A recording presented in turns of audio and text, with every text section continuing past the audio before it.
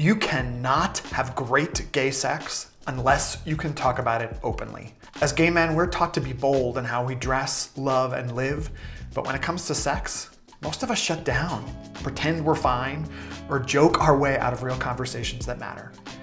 If you keep avoiding honest sexual communication, you'll keep repeating the same shallow patterns.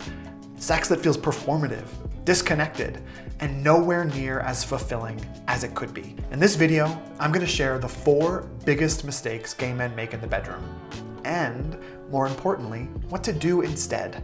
You'll walk away with concrete, actionable steps you can use to have shame-free, mind-blowing gay sex. I'm Tom Brewitt.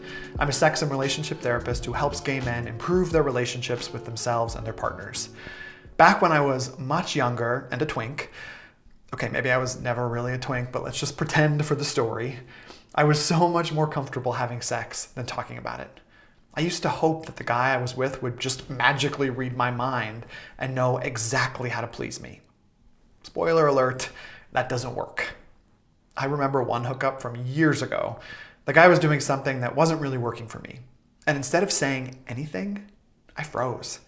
I was stuck in my head, silent, disconnected, pretending it was fine. That is a terrible feeling. Sex shouldn't be something we endure. It should be something we enjoy. Unless that's your kink, and in that case, no judgments.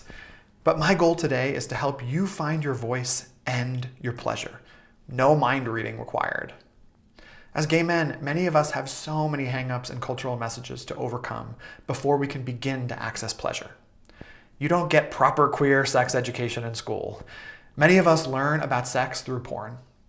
Add in some body dysmorphia and self-loathing, and you have the perfect recipe for a bad sex life. I could also now layer in the negative mental health statistics for our community and talk about how we've been primed since before we could speak to disconnect from our bodies, but I am not going to do that because there is hope. Stick with me here. I've helped hundreds of gay couples transform their sex lives. It is possible. I'm going to go through 4 common mistakes that I see folks I work with make. Once we name the mistakes, it will be easier to find workarounds that can increase the quality of your sex life. Many of the things I will describe will take courage to explore, but you're worth it. Mistake 1, focusing too much on the orgasm. We live in a culture with a porn industry that makes it seem like the point of sex is to get to the finish line as quickly and dramatically as possible. Nothing wrong with porn, unless you're using it in a way that isn't working for you. But I digress. Orgasm-focused sex adds pressure, and pressure is the enemy of pleasure. It's like mixing oil and water. It doesn't work. And coming back to many of the things that we learned about gay sex, in porn, people can orgasm on demand, or at least it looks that way. Hours of editing and filming go into making the perfect scene. If you're trying to live up to those unrealistic standards, you're only getting in your own way. When you're so focused on getting there, you miss the fun and connection and intimacy that can happen along the way. It can start to feel competitive, a little who's the better top, who can take more, who lasts longer kind of energy. That's not pleasure, that is masculine programming. You may be thinking, okay, that sounds a little hot, and it might be for some people, but it might be limiting for others. There is no one-size-fits-all approach here.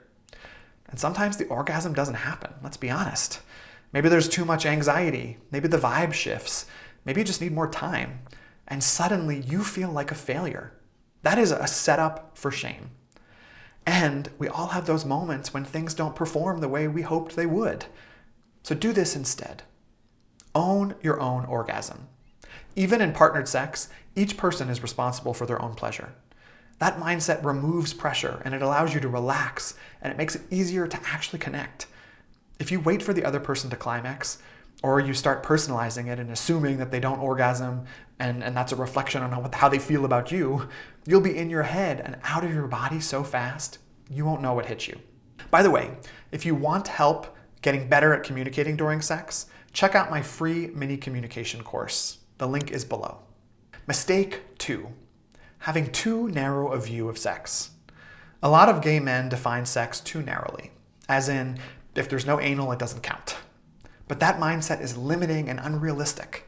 There's research showing that by age 50, around half of men experience some form of erectile disappointment. and that percentage only increases as we age. So if your definition of real sex is limited to what you see in porn, you are going to set yourself up for disappointment. If it's only sex if you climax at the same time during anal, that is limiting entire categories that you could have on your menu. Think of sex like food. Sometimes you want Chinese, sometimes you want Mexican. Variety keeps things exciting. Expanding your sexual menu not only keeps novelty alive, but it also takes the pressure off performance. You get to define what sex is for you, and there are so many options out there. Instead, get curious. If you're someone who thinks that the only thing that is real sex is anal penetration, where did you learn that? Have you tried other things? What is getting in the way of you finding pleasure in different types of connection? Do this instead. Try one new thing this week in bed. It could be a new position or sensation or even just slowing down. Experiment with massage, toys, role play, mutual pleasure, whatever helps you expand your erotic template. Just once a week can be enough to keep things spicy in the long run. Mistake 3, not mastering self-pleasure first. If you don't know your own body, how can you guide a partner to please you? Many gay men carry shame around their bodies and sexuality. Maybe from early religious, family, or cultural messages, or internalized beliefs that gay pleasure is wrong and sinful. But self-pleasure can be a foundation for sexual confidence. Learn what feels good in your body. Learn what you like. Learn what you hate. This way, it'll be easier to help others help you in the long run. When I ask people about self-pleasure practices, I often get blank stares and confusion. But this is really the starting point for better partnered sex. Start mapping your body so that you have a treasure map to hand to your partner next time you connect. Stop ignoring the most powerful sex toy ever invented, your mind. And the beauty here is that it doesn't need to take hours or weeks to have a breakthrough here. Do this instead. Carve out 30 minutes this week just for you. No porn, no distractions, no agenda. Explore your body mindfully. Notice sensations, breathing, rhythm.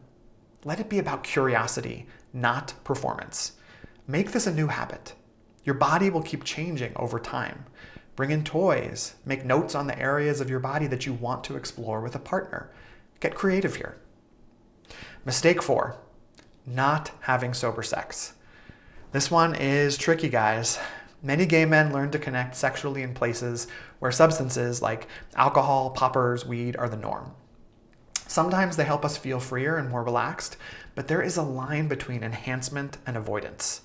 We know that substance use is higher in our community. I am not shaming substances here. There are even some that in limited use can increase pleasure, but if you don't want to become dependent or create a habit on using some mind-altering substance to experience pleasure, you need to look at this. Substances can make it easier to be vulnerable, but they can also numb us, mask pain, or create dependence or habit. Over time, you might start to associate pleasure only with being high or buzzed, which limits your sexual expression. You don't want to get an anal fissure because you were doing too many poppers and things went numb down there. Trust me. Do this instead. Start small. Have sober solo sex first. Then try sober partnered sex when you feel comfortable. It might feel awkward at first, but that awkwardness is where real growth and intimacy happen.